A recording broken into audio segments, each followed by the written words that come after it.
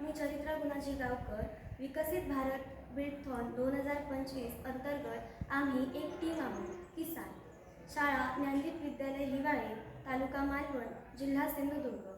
विकसित भारत बिल्डथॉन 2025 अंतर्गत आम्ही व्होकल फॉर लोकल या थीम अंतर्गत नारळाच्या काथ्यापासून विविध पर्यावरणपूरक वस्तू या विषयावर सादरीकरण करत आहोत. समस्या: पर्यावरणात उपलब्ध असणाऱ्या नारळाच्या बाहेरील आवरणाचा सदुपयोग न झाल्याने खूप मोठ्या प्रमाणात अतिरिक्त कचरा निर्माण होतो.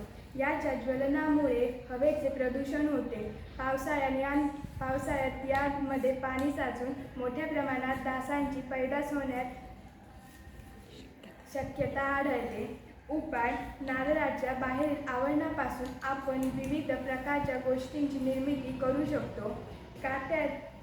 काथ्यापासून वेगळी होणाऱ्या कोको पावडरपासून आपण विविध गोष्टींची निर्मिती करू शकतो व तेही पर्यावरणपूरक. जसे त्यातील पहिली वस्तू आहे हे दोरखंड. नारळाच्या बाहेरील आवरणास काथा असे म्हणतात. या काथ्यापासूनच या दोरखंडांची निर्मिती होते. हे दोरखंड टिकाऊ व खाऱ्या पाण्याने न कुजणारे असतात. कोकण किनारपट्टीलगत असणाऱ्या अनेक भागात उद्योगांमध्ये या दोरखंडांचा वापर होऊ शकतो. या दोरखंडांचा वापर विविध वस्तू बांधण्यासाठी, जसे की नारळाच्या झावळीपासून तयार होणारी ही झाडू ह्याचा मूठ बांधण्यासाठी ह्या दोरखंडांचा वापर होऊ शकतो. बाजारात मिळणाऱ्या प्लास्टिकच्या दोरखंडांच्या तुलनेत हे दोरखंड अधिक टिकाऊ असतात. यांमुळे पर्यावरणाचा ऱ्हास होत नाही. प्लास्टिकच्या दोरखंडांमुळे पर्यावरणाचा ऱ्हास तर होतोच, त्याचबरोबर ह्याची विल्हेवाट होणेही अशक्य असते. दुसरी गोष्ट आहे कुंडी. कुंडी देखील नारळाच्या काथ्यापासूनच तयार होते. वजनाने अगदी हलकी असते. वजनाने हलकी असणारी ही कुंडी यात माती व कोकोपीट यांचे मिश्रण करून त्यात सेंद्रिय खत मिळवून त्यात नवीन रोपटे लावू शकतो.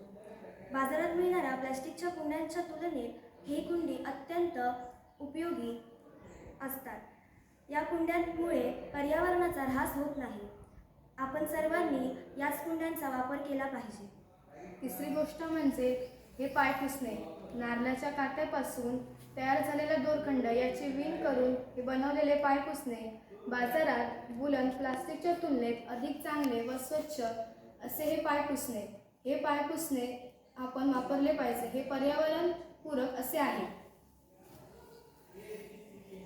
चला तर मग पर्यावरणपूरक वस्तूंची निर्मिती करूया आणि व्होकल फॉर लोकल ही संकल्पना स्वीकारूया. धन्यवाद.